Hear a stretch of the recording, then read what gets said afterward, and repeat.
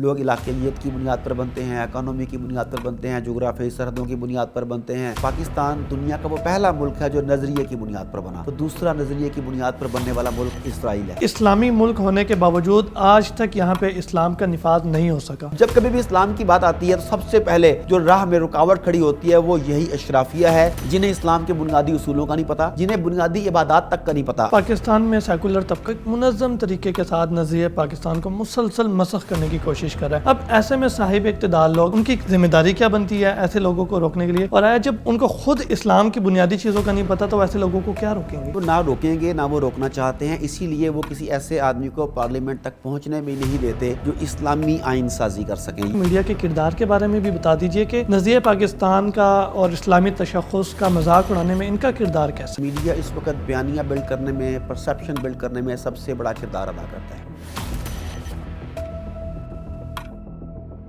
السلام علیکم ناظرین، میں ہوں آپ کا میزبان مجیب الرحمان اور آپ دیکھ رہے ہیں ڈیئر ٹو ٹاک۔ ناظرین، قیام پاکستان سے لے کے آج تک جب سے یہ بنا ہے، ملحدین اور لبرل حضرات کی یہ کوشش ہے کہ کسی طریقے سے وطن عزیز پاکستان کے نظریے کو نقصان پہنچایا جا سکے، اسے مسخ کیا جا سکے۔ جب سے پاکستان بنا ہے آج تک ہم نے کئی دفعہ یہ لفظ نظریہ پڑھا ہے۔ ہمارے مطالعہ پاکستان کی کتابوں میں اکثر یہ لفظ بار بار ہمیں پڑھنے کو اور سننے کو ملتا ہے۔ آج ہم اسی بارے میں گفتگو کریں گے کہ آخر یہ نظریہ کیا چیز ہے اور پاکستان کے ساتھ اس کا کیا تعلق ہے۔ اسی حوالے سے موجود ہے ہمارے ساتھ ڈاکٹر عارف صدیقی صاحب۔ السلام علیکم ڈاکٹر صاحب۔ وعلیکم السلام۔ ڈاکٹر صاحب، یہ نظریے کا لفظ بہت سننے کو ملتا ہے، تو آیا یہ نظریہ جو ہے، اس کا نظریہ پاکستان سے کوئی تعلق ہے، کوئی وجود ہے یا نہیں ہے؟ لیکن نظریہ ڈیفینیٹلی، نظریے کا مطلب ہے آئیڈیالوجی، تو پاکستان کی ایک آئیڈیالوجی ہوگی، پاکستان کی ایک نظریاتی اساس ہوگی جس کی بنیاد پر اتنی بڑی تحریک چلائی گئی، شہداء نے خون دیا، بچوں نے اپنی جانیں دی، ماؤں نے اپنی جانیں دی، بوڑھوں نے جانیں دی، لوگوں نے اپنا مال و اسباب چھوڑا، پاکستان مائیگریٹ کیا۔ قربانیوں کی ایک نہ ختم ہونے والی داستان ہے جو اس نظریے کی خاطر دی گئی۔ اچھا، اب ہے کہ پاکستان اگر دیکھا جائے موجودہ جدید دور میں، بلکہ شاید پرانا بھی دیکھ لیں اگر آپ، تو پاکستان دنیا کا وہ پہلا ملک ہے جو نظریے کی بنیاد پر بنا۔ لوگ علاقیت کی بنیاد پر بنتے ہیں، اکانومی کی بنیاد پر بنتے ہیں، جغرافیائی سرحدوں کی بنیاد پر بنتے ہیں، بے شمار معاملات ہیں، مگر پاکستان وہ ملک تھا جس کی بنیاد تھا نظریہ۔ نظریہ کیا تھا؟ نظریہ اسلام، نظریہ تھا دو قومی نظریہ، نظریہ تھا لا الہ الا اللہ۔ پاکستان وہ پہلا ملک ہے جو دنیا میں نظریے کی بنیاد پر بنا۔ تو پاکستان نے بنیاد رکھ دی، تو دوسرا نظریے کی بنیاد پر بننے والا ملک اسرائیل ہے۔ اسرائیل بھی نظریے کی بنیاد پر بننے والا ایک ملک ہے، چاہے وہ غاصب ریاست ہے، چاہے وہ ظالم ہے، جو بھی ہے، مگر اس کی بنیاد بھی ایک نظریے کے اوپر ہے۔ وہ گریٹر اسرائیل چاہتے ہیں، وہ سیحون کا غلبہ چاہتے ہیں، وہ دجال یا اینٹی کرائسٹ کی آمد کے لیے میدان تیار کرنا چاہتے ہیں۔ ان کا باقاعدہ اس ملک کو عمل میں لانے کا، اس ملک کے قیام کے لیے جو انہوں نے جد و جہد کی، اس کے لیے جو انہوں نے سازشیں کی، اگر قربانیاں دی تو وہ بھی ظاہر ہوں گی، وہ سب بھی ایک نظریے کی بنیاد پر تھی۔ تو پاکستان کا نظریہ ایک خاص نظریہ تھا جو اسلام کا نظریہ تھا۔ قائد پاکستان محمد علی جناح نے کہا تھا کہ ہم ایک ایسی سرزمین چاہتے ہیں، ایک ایسا خطہ سرزمین چاہتے ہیں جہاں ہم اسلام کے اصولوں پر عمل پیرا ہو سکیں، ہم اسلام کو پریکٹس کر سکیں۔ اچھا، ان کے الفاظ کو بعض اوقات توڑا موڑا بھی جاتا ہے کہ اسلام کی تجربہ گاہ تو نہیں ہے نا یار، آپ نے کہا ہم نے تجربہ گاہ لینا چاہتے ہیں۔ ایکچولی ان کا مطلب یہ تھا کہ ہم ایک ایسی سرزمین چاہتے ہیں جہاں ہم اسلامی اصولوں کو آزادی کے ساتھ پریکٹس کر سکیں۔ اب اسے توڑا موڑا جا رہا ہے، بلکہ یہاں تک کہا جا رہا ہے کہ محمد علی جناح سیکولر پاکستان چاہتے تھے، وہ ایک اسلامی پاکستان نہیں چاہتے تھے۔ آج کل بہت ہی بحث جی، اور آپ کے جو موجودہ حکومت ہے، ان کے بڑے بڑے وزیر اور مشیر اور ان کے جو خریدے ہوئے قلم کار اور دانش گرد ہیں، وہ سب کے سب بھی اسی کی تواتر کے ساتھ گردان چلا رہے ہیں کہ پاکستان ایک سیکولر ملک تھا۔ جبکہ ریسنٹلی ہم ایک پروگرام کر رہے تھے، اس میں ایک بات سامنے آئی، ہمارے ریسرچر نے ہمیں بتایا کہ قائد اعظم نے اپنی پوری زندگی میں لفظ سیکولر استعمال ہی نہیں کیا۔ انہوں نے چیلنج کیا، ان تمام لوگوں کے لیے بھی ایک چیلنج ہے کہ اگر قائد اعظم نے، قائد پاکستان نے کسی بھی وقت یہ کہا ہو کہ وہ سیکولر پاکستان، تو سیکولر پاکستان تو ایک علیحدہ بات ہے۔ وہ کہتے ہیں کہ انہوں نے کبھی آن ریکارڈ سیکولر لفظ ہی استعمال نہیں کیا۔ یہ بہت بڑی بات ہے، اگر یہ بات اس سے یہ ثابت کر سکے تو کہ انہوں نے کیا ہے۔ اس کے بعد اگر وہ اسلامی پاکستان نہیں سیکولر پاکستان چاہتے تھے تو پھر وہ سیکولر کانگریس کو چھوڑ کے مسلم لیگ میں کیوں آئے؟ اگر انہیں سیکولر پاکستان چاہیے تھا تو کانگریس کے ساتھ مل کے وہ ایک مشترکہ متفقہ جد و جہد تو کر رہے تھے۔ جب وہاں رہ کر انہیں اندازہ ہوا کہ ہندو اور مسلمان تو بالکل علیحدہ علیحدہ قومیں ہیں، 1000 سال تک اکٹھے رہنے کے باوجود یہ ایک دوسرے میں ضم نہیں ہو سکی، ایک دوسرے کو برداشت کرنے کو تیار نہیں ہے، حتیٰ کہ ایک دوسرے کا جھوٹا کھانا نہیں کھا سکتے، ایک دوسرے کے ساتھ ان کے مذہبی تہواروں میں شرکت نہیں کر سکتے۔ یہ بالکل دو سیپریٹ اینٹیٹیز ہیں، انہیں ساتھ نہیں رکھا جا سکتا۔ تو جب انہوں نے یہ دیکھا تو انہوں نے علیحدہ وطن کی بنیاد رکھی۔ اس کے بعد جو آج ہم بات کر رہے ہیں کہ آج بھی کئی لوگ یہ واویلا مچا رہے ہیں کہ پاکستان ایک نظریاتی ملک نہیں ہے، بلکہ ہمارے ایک دانشور ہیں، وہ تو وہ تو باقاعدہ تنزیہ کہتے ہیں، ہنستے ہوئے کہتے ہیں کہ لوگ کہتے ہیں کہ پاکستان نظریہ پاکستان کی بنیاد پر بنا، پھر وہ ہنستے ہاں ہاں ہاں ہاں کہتے ہیں یہ کون سا نظریہ ہوتا ہے نظریہ پاکستان، مطلب تمسخر اڑاتے ہیں ان چیزوں کا۔ مگر سوال یہ ہے کہ اگر پاکستان ایک نظریاتی ملک نہیں تھا تو تمام کا تمام عالم کفر اس ایک ملک کے خلاف اکٹھا کیوں ہے؟ اور اگر یہ نظریاتی ملک نہیں ہے تو تمام مشکلات کے باوجود ابھی تک اپنی اساس کو سنبھالے ہوئے کیسے ہے؟ حکومتی مشیر وزیر جو مرضی کہہ لیں، کیا عوام اس نظریے کو اپنے دلوں میں زندہ رکھے ہوئے ہے کہ نہیں؟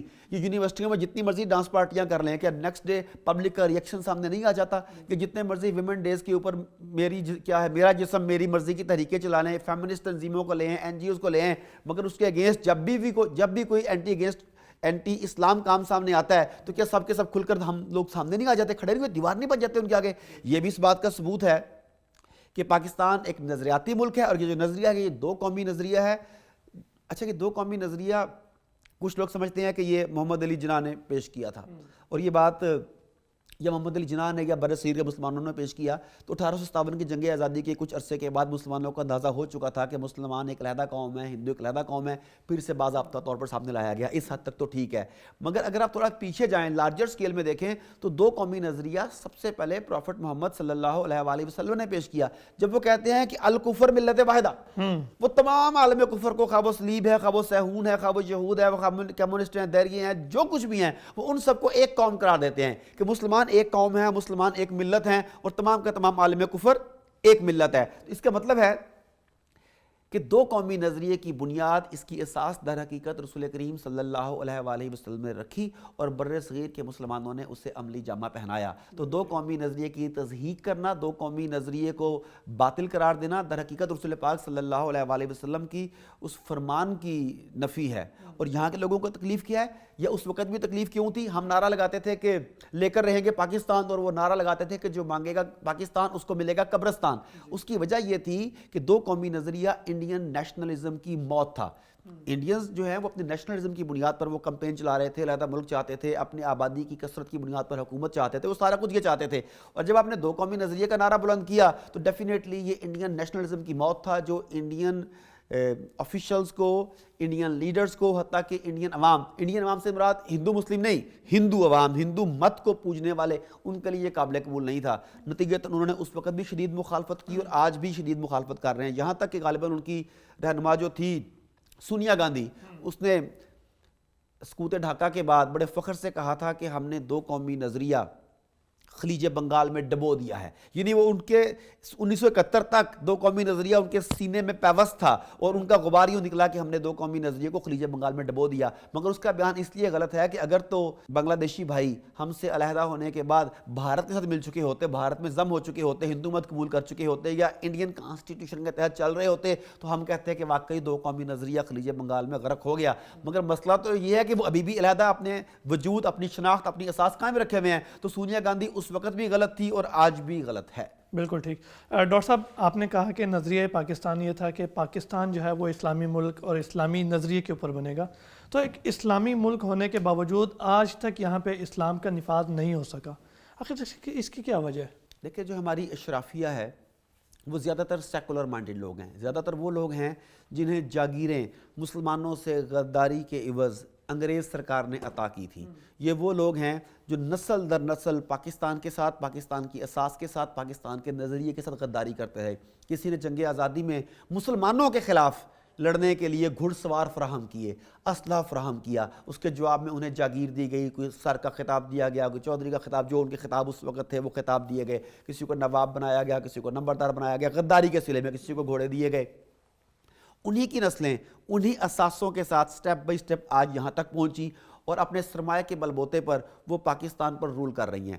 ہم کہتے ہیں کہ جمہوریت نظام باطل ہے، مگر وہ لوگ جمہوریت کو پوجتے ہیں, جمہوریت کی پرستش کرتے ہیں, اس لیے کہ وہ جانتے ہیں کہ صرف جمہوریت ہی وہ نظام ہے جس کے اندر رہتے ہوئے وہ عوام کو محکوم بنا سکتے ہیں, عوام کو غلام بنا سکتے ہیں. جمہوریت کے دھوکے میں, عوام کی مرضی یا عوام کی حاکمیت کے دل فریب نعرے کے دھوکے میں ان لوگوں کو زیر نگیں رکھا جا سکتا ہے. اب جب کبھی بھی اسلام کی بات آتی ہے تو سب سے پہلے جو راہ میں رکاوٹ کھڑی ہوتی ہے وہ یہی اشرافیہ ہے, جنہیں اسلام کے بنیادی اصولوں کا نہیں پتہ, جنہیں بنیادی عبادات تک کا نہیں پتہ. آپ کے اپنے پاکستان کے بہت مشہور قسم کے لوگ, خواہ وہ وکیل ہوں, خواہ وہ جج ہوں, خواہ وہ منسٹرز ہوں, ان کی ایسی ویڈیوز آپ کے سامنے ہیں کہ جب کسی تقریب میں انہیں تلاوت پڑھنے کا کہا گیا, تلاوت کرنے کا کہا گیا, کلام الہی سے آغاز کرنے کا کہا گیا, تو ان سے بنیادی صورتیں تک نہیں پڑھی گئیں. اچھا, وہ غلطی آپ سے بھی ہو سکتی ہے, غلطی مجھ سے بھی ہو سکتی ہے, اس کے بعد آپ دوبارہ پڑھتے ہیں, وہ ٹھیک ہو جاتا ہے. اگر وہ ریپیٹڈلی پڑھنے کے بعد بھی ٹھیک نہ ہوا ہو اور اس کے بعد وہ اس بات پر شرمندہ بھی نہ ہو, تو آپ اس بات کو جان سکتے ہیں کہ اس کے پیچھے کون سی فلسفی, کون سی تربیت کام کر رہی ہے. تو اگر پاکستان میں مکمل اسلامی نظام نہیں آ پا رہا تو یہ نظریہ پاکستان کی کمزوری نہیں ہے, یہ اسلام کی کمزوری نہیں ہے, یہ کمزوری میری اور آپ کی ہے کہ ہم نے ان لوگوں کو اپنے اوپر مسلط کیے رکھا جو اسلام کے, پاکستان کے اور نظریہ پاکستان کے مخالف ہیں. بالکل ٹھیک. ڈاکٹر صاحب, پاکستان میں سیکولر طبقہ جو ہے وہ ایک منظم طریقے کے ساتھ نظریہ پاکستان کو مسلسل مسخ کرنے کی کوشش کر رہا ہے. اب ایسے میں صاحب اقتدار لوگ, اب میں صاحب اقتدار لوگوں کے بارے میں بھی کیا کہوں, وہ کیا ان کے خلاف کوئی آواز اٹھائیں کہ جن کو خود اپنا کلمہ ٹھیک سے نہ آتا ہو, جنہیں تلاوت ٹھیک سے نہ آتی ہو, تو وہ لوگ ان کے خلاف, ایک تو ان کی ذمہ داری کیا بنتی ہے ایسے لوگوں کو روکنے کے لیے, اور آیا جب ان کو خود اسلام کی بنیادی چیزوں کا نہیں پتہ تو ایسے لوگوں کو کیا روکیں گے؟ دیکھیں, وہ نہ روکیں گے, نہ وہ روکنا چاہتے ہیں, اسی لیے وہ کسی ایسے آدمی کو پارلیمنٹ تک پہنچنے بھی نہیں دیتے جو اسلامی آئین سازی کر سکیں. یہ ان کا بنیادی ایجنڈا ہے. ہم یہ بات کئی مرتبہ کر چکی ہیں کہ ہم اس وقت جس ایرا میں جی رہے ہیں وہ سائیکلوجیکل وارفیئر کا ایرا ہے. یہاں پر فوجیں دوسرے ملکوں میں اتارنے کا بہت کم وقت آتا ہے اور وہ آخری حربہ ہوتا ہے. اس سے پہلے وہ لوگوں کے نظریات کو فتح کرتے ہیں, لوگوں کے قلب و ذہن کو فتح کرتے ہیں, ان کے ذہن سے بنیادی اقدار, بنیادی اخلاقیات, اپنی روایات سے جڑے رہنے کا جذبہ, اپنے اجداد, اپنے اکابر کی جو عظمت ان کے دلوں میں راسخ ہوتی ہے, سب سے پہلے وہ اسے مسخ کرتے ہیں. اس کی مثال دیکھ لیں آپ, نظریہ پاکستان کا مذاق مسلسل اڑایا جاتا ہے. کیا آپ کے ہاں جو ہیروز ہمیں بچپن میں پڑھائے جاتے تھے آج سے 20 ایئرز بیک, جس میں محمد بن قاسم تھے, سلطان محمود غزنوی تھا, شہاب الدین غوری تھا اور بے شمار اس طرح کے لوگ تھے, آج جان بوجھ کے آپ کے میڈیا کے ذریعے انہیں متنازع بنایا جا رہا ہے. کسی کو ڈاکو کہا جا رہا ہے, کسی کو لٹیرا کہا جا رہا ہے, کسی کو وار لارڈ کہا جا رہا ہے. وجہ یہ ہے کہ وہ چاہتے ہیں کہ آپ کے ذہن کو اس حد تک مسحور کر دیا جائے, اس حد تک مسخر کر لیا جائے کہ آپ ان کے ہیروز کو اپنا ہیرو ماننے لگ جائیں. آپ کے یہاں آزادی کے ہیروز کی بات ہوتی ہے تو کبھی بھگت سنگھ کے نام پر وہ ہاتھ چڑھائے جاتے ہیں, اس کی داد و تحسین کی جاتی ہے. کبھی یہاں پر جو مجسمہ تھوڑے دن پہلے لگایا تھا وہ کس کا تھا جی؟ وہ یہ رنجیت سنگھ کا, رنجیت سنگھ کا مجسمہ, جس کی تلوار, جس کا جسم کا ایک ایک پور مسلمانوں کے خون سے رنگا ہوا تھا, اس سے یہ آزادی کا متوالا, آزادی کا پروانہ کہہ کر پیش کرتے ہیں.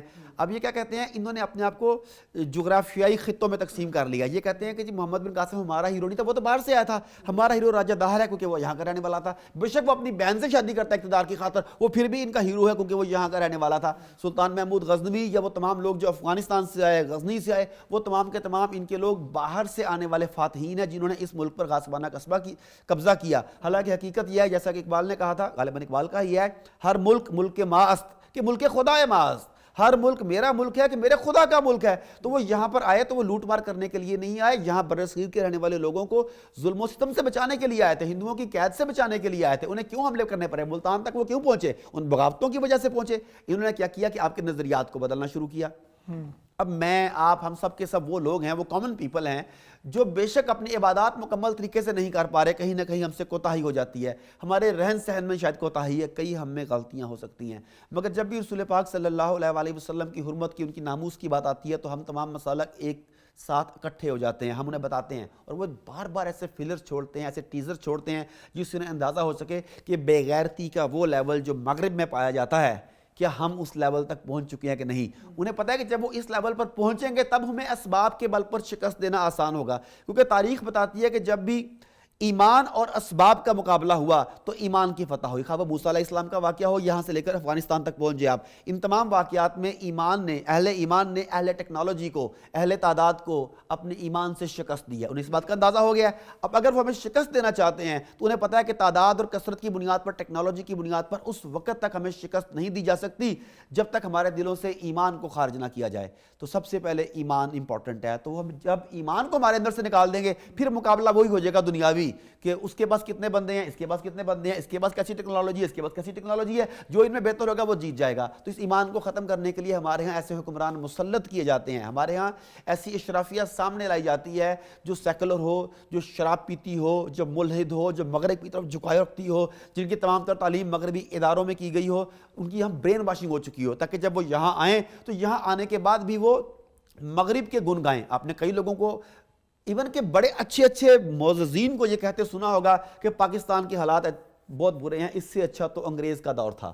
یعنی انہیں غلامی کی زندگی آج عزیز ہے. آزادی خواہ بری سے بری کیوں نہ ہو, غلامی سے اچھی ہوتی ہے. میں آپ کو اس کے لیے ایک غالباً شیخ سعدی کی ایک روایت ہے, کہاوت ہے, چھوٹی سی کہانی ہے, میں وہ سنانا چاہوں گا, جسے میں نے بھی اپنی کتاب میں بھی کوٹ کیا ہے. Let me recall it. کوئی مسئلہ نہیں. وہ ایسا ہوا کہ ایک کتے نے ایک دوسرے کتے کو دیکھا تو وہ کتا بڑا موٹا, تازہ, تگڑا اور صحت مند تھا, جبکہ دوسرا کتا وہ بڑا کمزور سا لاغر تھا. اس نے پوچھا کہ بھی موسم ایسا ہی ہے, جیسا میں برداشت کرتا ہوں ویسا ہی تم ہو, جیسی خوراک اویلیبل ہے وہی تم کھاتے ہو وہی میں کھاتا ہوں, تو تمہاری صحت اتنی اچھی کیسے ہو گئی؟ تو اس نے کہا کہ اس میں ایک راز ہے. میرا ایک مالک ہے, وہ میرا دوست بن چکا ہے, وہ مجھے کھانا بھی دیتا ہے, جب شدید سردی ہوتی ہے تو مجھے گرم کمرے میں ہیٹر دیتا ہے, شدید گرمی ہو تو میرے لیے ٹھنڈے پانی کا, ٹھنڈی جگہ کا انتظام کرتا ہے, سائے والی جگہ کا انتظام کرتا ہے. وہ بہت اچھا مالک ہے. کمزور کتے نے کہا کہ تمہاری تو قسمت چمک گئی, تم تو بہت اچھی جگہ پر پہنچ گئے. وہ کہتا ہے ہاں, اگر تم کہو تو میں تمہارا بھی تعارف کروا دوں, اس سے تمہیں بھی لے جاؤں, تمہیں بھی ایک اچھا گھر, اچھی رہائش, موسم کی شدت سے بچنے کے تمام لوازمات مل جائیں گے, کھانا بر وقت ملے گا اور بہت اچھا ملے گا. اس نے کہا ایسا ہو جائے تو اور کیا چاہیے. وہ کتا اس طاقتور بڑے پھیلے ہوئے کتے کے ساتھ چل پڑا, باتیں کرتے جا رہے تھے. یکدم اس کی نظر وہ موٹے کتے کی گردن پر پڑی, تو اس نے کہا کہ تمہاری گردن میں نشان کیا ہے؟ تو وہ تھوڑا سا شرمندہ ہوا. تو وہ کہتا ہے کہ اصل میں جو میرا مالک ہے نا, وہ میرے ادھر نا وہ پٹا باندھ دیتا ہے, ایک سنگلی باندھ دیتا ہے, مجھے باندھ کے رکھتا ہے رات کے وقت کہ میں کہ نقصان نہ پہنچا دوں اور میں ایسی جگہ نہ چلا جاؤں جہاں پہ وہ مجھے نہیں بھیجنا چاہتا. تو یہ اس نے میرے گلے میں ڈالا ہوا ہے, لیکن اس کے مقابلے میں جو کچھ مجھے مل رہا ہے وہ تو بہت بڑا ہے. تو چھوٹے کتے نے کہا کہ بائے بائے. اس نے کہا کیا ہوا؟ اس نے کہا کہ آزادی کی نعمت سے بڑی کوئی نعمت نہیں, غلامی کا توق جو تم نے اپنے گلے میں ڈالا ہوا ہے یہ مجھے روٹی, کپڑا, مکان اس بنیاد پر قبول نہیں ہے. جبکہ ہمارے ہاں کے لوگ روٹی, کپڑا اور مکان کے نام پر اپنی غیرت, اپنی آزادی, اپنی حریت سب کچھ گروی رکھ دیتے ہیں. یہ ہے ہمارا الویہ. بالکل ٹھیک. ڈاکٹر صاحب, آپ نے دوران گفتگو کئی دفعہ یہ لفظ دہرایا کہ ہمارے میڈیا میں نظریہ پاکستان کو جو ہے وہ مسخ کرنے کی کوشش کی جاتی ہے, اس کا مذاق اڑایا جاتا ہے. تو میڈیا کے جب آپ نے بات کیا تو میڈیا کے کردار کے بارے میں بھی بتا دیجئے کہ نظریہ پاکستان کا اور اسلامی تشخص کا مذاق اڑانے میں ان کا کردار کیسا ہے؟ دیکھیں, سب سے پہلی بات تو یہ ہے کہ میڈیا اس وقت بیانیہ بلڈ کرنے میں, پرسیپشن بلڈ کرنے میں سب سے بڑا کردار ادا کرتا ہے. اگر آپ پہلی گلف وار کو دیکھیں, فرسٹ گلف وار جو عراق کے خلاف لڑی گئی, اس وقت امریکہ میں ایک سروے ہوا جس میں پتہ لگا کہ صرف غالباً 3 یا 4% لوگ جانتے ہیں کہ عراق نام کا کوئی ملک موجود ہے. 3, 4 یا 5% لوگ جانتے ہیں کہ عراق کہاں پر واقع ہے, عراق کی کیا پالیسیاں ہیں, وہ کیا کر رہا ہے, یہ بہت کم لوگوں کو معلوم تھا. انہوں نے جنگ لڑی, اس کا نتیجہ جو بھی ہوا. اس کے بعد جب دوسری سیکنڈ گلف وار ہوئی تو امریکہ نے پہلے پرسیپشن بلڈ کی, انہوں نے لوگوں کی ذہن سازی کی, اخبارات میں آرٹیکلز لکھے گئے, ٹی وی پر فلمیں دکھائی گئیں. اس کے بعد حملہ کرنے سے پہلے سروے کیا گیا, اور سروے میں پتہ چلا کہ 90% سے زائد امریکیوں نے عراق کو اور عراقی صدر کو برائی کا محور قرار دیا اور اس کے خاتمے کو دنیا کے امن کے لیے ضروری قرار دیا. انہوں نے مائنڈ میکنگ کی اس طرح سے, اور اس کے بعد وہ گلف وار جب شروع ہوئی تو پوری دنیا ان کے ساتھ کھڑی ہو گئی. یہی معاملہ افغانستان میں آپ دیکھ لیں کہ انہوں نے کس طریقے سے 20 سال تک دھونس دھاندلی اور پرسیپشن بلڈ کرنے کے ساتھ ساتھ 40 سے زائد ممالک کو اپنے ساتھ ملائے رکھا. اب یہ میڈیا جو ہے یہ بیسیکلی ڈائریکٹلی یا انڈائریکٹلی اس کی میجورٹی جو ہے وہ طاغوت کی عالم سیخون کی غلام ہے. میں آپ لوگوں کو ایک بڑی مزے کی بات بتاتا ہوں, خود چیک کیجئے گا. جو دجالی آنکھ ہے, پیرامڈ ہے, وہ جو احرام ہوتے ہیں اس کی شکل پتہ ہے, پیرامڈ کی شکل ہے, اور ایک آنکھ خفیہ ہے یا ایک سانپ ہے, یہ علومیناتی کے دجالی نظام کے وہ سائنز ہیں جن کے ذریعے وہ اپنی شناخت کرواتے ہیں. آپ بین الاقوامی میڈیا کو چھوڑ دیں, آج آپ اپنے میڈیا کو دیکھنا شروع کریں, ان کے جو لوگو لگے ہوئے ہیں ان لوگوں سے پہچاننے کی کوشش کریں کہ کس کس کا لوگو جو ہے اس میں پیرامڈ نظر آتا ہے آپ کو, کس کس کا لوگو ہے جس کا کوئی ایک حرف ایسے بنایا گیا, مطلب اے پیرامڈ کی شکل میں بنایا گیا ہے. آپ کو سمجھ آ گیا میں کن چینلز کی بات کر رہا ہوں. اسی طرح کون سے چینلز ہیں جن کے اندر آپ اس کے لوگو کو دیکھیں تو آپ کو خفیہ آنکھ نظر آتی ہے کہ اس میں آنکھ نظر آ رہی ہے, آنکھ بنی ہوئی ہے جو بتا رہی ہے کہ وی آر واچنگ یو. اسی طرح کون سے ایسے چینلز ہیں جن کے لوگوز میں آپ کو سانپ نظر آتا ہے. یہ آپ کی سب لیمینل لیول کے اوپر پروگرامنگ کی جا رہی ہے, آپ کی کنڈیشننگ کی جا رہی ہے تاکہ جب یہ لوگ آپ کے سامنے آئیں تو ان علامات کے ذریعے آپ کے ذہن تک ان کی پہلے سے ایک رسائی موجود ہو اور وہ اپنے کام آپ سے کروا سکیں. تو ہمارا میڈیا چونکہ ان کا غلام ہے, ان کے اشارے کے اوپر چلتا ہے. آپ دیکھ لیں اگر اس وقت کووڈ کی بات چل رہی ہے تو بڑے سے بڑے میڈیا کو آپ لے لیں, CNN, BBC جسے ہم لوگ بڑا معتبر مانتے ہیں, ان کے اوپر کسی اچھے سے اچھے ڈاکٹر کو جو ان کا اپنا کوالیفائڈ ہے, ان کی اپنی یونیورسٹیوں کا کوالیفائڈ ہے, اسے کووڈ کے یا ویکسین کے خلاف بولنے کی وہاں اجازت نہیں ہے. Officially they are not allowed. آپ صرف وہاں ویکسین کے حق میں بول سکتے ہیں, کووڈ کے وجود کے بارے میں بول سکتے ہیں, اس کی قدرتی وبا کے بارے میں بول سکتے ہیں, مگر اگر یہ کہیں کہ یہ وبا نہیں ہے, یہ وائرس ہے, یہ سازشی طور پر بلڈ کیا گیا ہے, یہ بایو وار کا حصہ ہے, تو you are not allowed to talk. اگر آپ ویکسین کے نقصانات کے اوپر بات کرنا چاہیں, you are not allowed to talk. وہاں پہ وہ ان کے قریب ہے. اب آپ اپنے میڈیا کی جہاں کی بات لے لیں, افغانستان میں کتنا بڑا واقعہ ہوا, ہم اس کے اوپر درجنوں نہیں 20 پروگرام کر چکے ہیں. کیا کسی بھی میڈیا پر افغانستان میں جو ایک تاریخی فتح ہوئی اسے فتح کہا گیا؟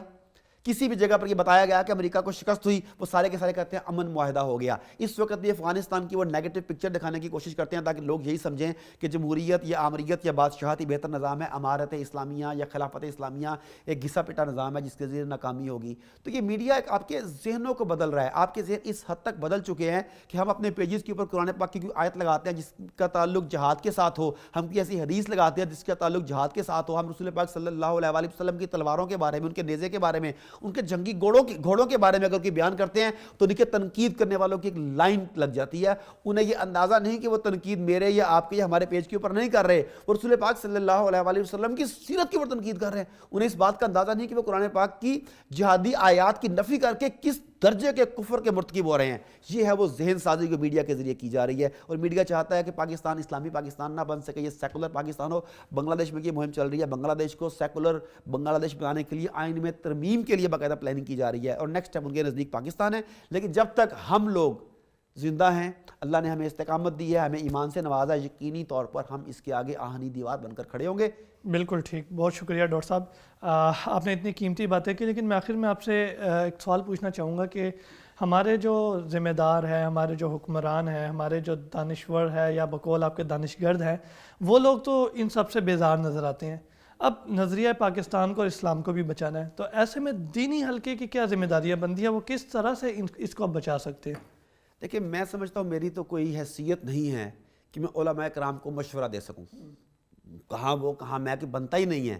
لیکن بالکل ایک عاجزانہ سی درخواست میں ان سے کر سکتا ہوں کہ آپ بزدلی کو حکمت کا, منافقت کو وقت کا تقاضا کہنا چھوڑ دیں.